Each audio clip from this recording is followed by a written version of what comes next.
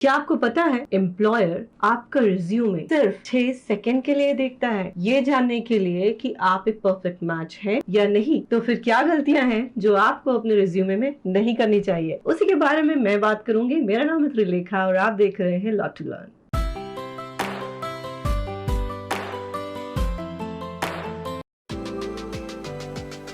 Put yourself in recruiter shoe. अगर आपको बहुत सारे कैंडिडेट्स का रिज्यूमे पढ़ना हो तो आप इमेजिन करिए, क्या आपको 3-3 पेज के एसेस पढ़ना अच्छा लगेगा, वो भी जब इतने सारे कैंडिडेट्स हो। तो हमेशा रिज्यूमे लेंथ मैक्सिमम 2 पेजेस रखिए। बहुत ज्यादा डिजाइन और ग्राफिक्स मत डालिए। Keep it decent and simple. Some companies use application tracking system, यानी कुछ कंपनियां खाली ह्यूमन से रिज्यूमे नहीं चूज कराती हैं, एप्लीकेशन ट्रैकिंग सिस्टम भी यूज करती हैं, और उस वक्त आपका रिज्यूमे सिलेक्ट होने के चांसेस कम हो जाते हैं अगर वो प्रॉपरली रीडेबल नहीं है। मेक श्योर आपका रिज्यूमे सारे फॉर्मेट्स में रीडेबल हो और सारे फॉर्मेट्स में खुलता हो, PNG, डॉक, PDF, सारे फॉर्मेट्स।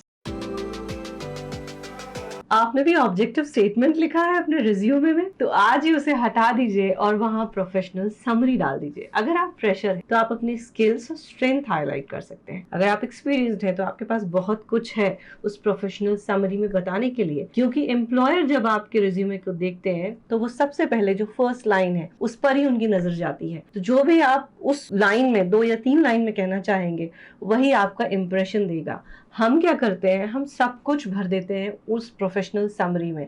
जो गलती मैंने भी करी थी मैं आपको दिखाती हूँ। ये देखिए, मेरे पास फ्रीलांसिंग का भी एक्सपीरियंस है, कॉर्पोरेट का भी एक्सपीरियंस है, टीचिंग का भी एक्सपीरियंस है, और मैंने वो सब कुछ डालकर एक ही प्रोफेशनल समरी बना दी। देन आई रियलाइज कि ये गलत है और ये किसी काम का नहीं है, क्योंकि एम्प्लॉयर्स कीवर्ड्स के हिसाब से, एम्प्लॉयर्स नहीं, Naukri.com, Monster.com और जो भी एप्लीकेशन ट्रैकिंग सिस्टम है वो कीवर्ड्स के हिसाब से रिज्यूमे सिलेक्ट करते हैं। तो मेरा रिज्यूमे किस कैटेगरी में जाएगा ये मुझे कुछ समझ ही नहीं आ रहा था। Then I decided to make 3 resumes with different professional summaries। तो अकॉर्डिंगली अगर मैं टीचिंग के लिए अप्लाई करूँ मेरा अलग रिज्यूमे है, अगर मैं कॉर्पोरेट जॉब के लिए अप्लाई करूँ तो मेरा अलग रिज्यूमे है।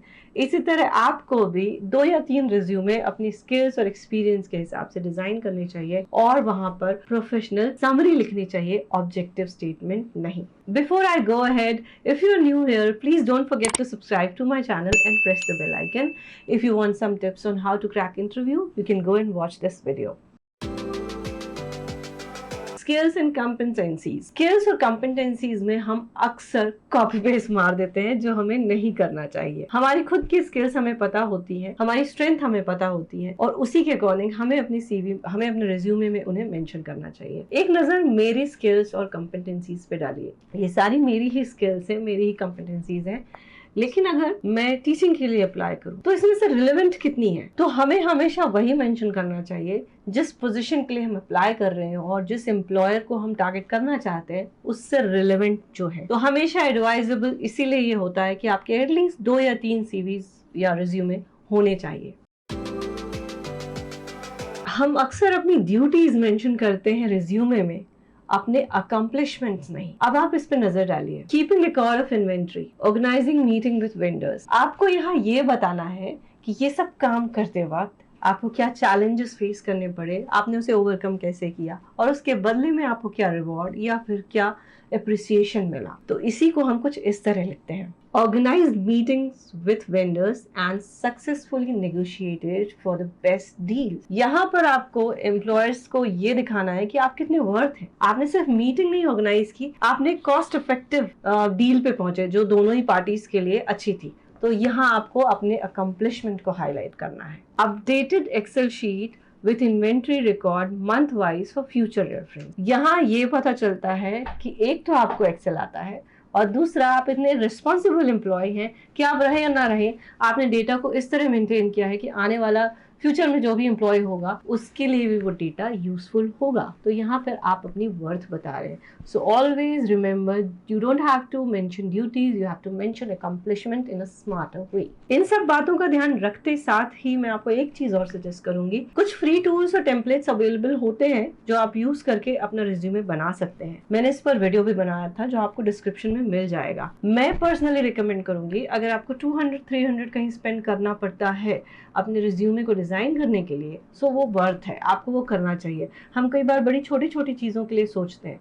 रिसेंटली मैंने अभी एक वेबसाइट से अपना रिज्यूमे डिज़ाइन किया था, और they charge me 300 rupees, but I am getting so many templates there. मैं उसको रीडिज़ाइन 3-4 फॉर्मेट्स में कर सकती हूँ।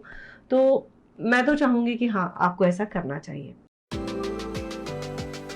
स्किपिंग डेट, क्या आप अपने रिज्यूमे में डेट्स मेंशन नहीं करना चाहते क्योंकि आपने बहुत सारे जॉब स्विच किए हैं? दैट्स ओके, उसके भी अपने तरीके हैं कि आप किस तरह से उसे अपने रिज्यूमे में दिखा सकते हैं। लेकिन अगर आप सिर्फ ये लिखोगे 2020 टू 2021, ये एक एम्प्लॉयर को आपका बुरा इंप्रेशन देगा और ये सोचने पे मजबूर करेगा कि शायद आपने बहुत सारे जॉब स्विच किए हैं। तो अच्छा होगा अगर आप ये मेंशन करें कि month, for example June 2020 to May 2021, कुछ इस तरह से आपकी जो इन्फॉर्मेशन है वो कहीं ना कहीं थोड़ी ऑथेंटिक हो जाती है।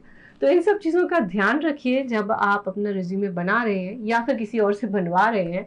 कॉपी पेस्ट मत करिए। आपके अंदर, आप यूनिक हैं, आपके अंदर कुछ ना कुछ स्किल्स तो ज़रूर होंगी, कुछ एक्सपीरियंस भी होगा। कोशिश करिए जो आप हैं वही आप अपने रिज्यूमे में डालें, और हमेशा जो भी लिखा है वर्ड टू वर्ड उसके बारे में आपको पता होना चाहिए कि आपके रिज्यूमे में क्या लिखा है। खास तौर पर अगर आपने अपने किसी फ्रेंड से बनवाया है तो ये नहीं होना चाहिए कि इसका जो लिखा है उसका मीनिंग ही आपको नहीं पता। प्लीज मेक श्योर ऐसा कुछ ना हो। Thank you so much for watching me. I will see you soon with one more video. ये वीडियो आपको कैसा लगा मुझे कमेंट करके जरूर बताइए, वरना मुझे समझ नहीं आता कि मुझे इस तरह के वीडियो और बनाने हैं या नहीं। आपका कमेंट मुझे हेल्प करता है ये जानने में कि आपको मेरा कंटेंट अच्छा लगा और मुझे और इस तरह का कंटेंट आपके लिए लाना चाहिए।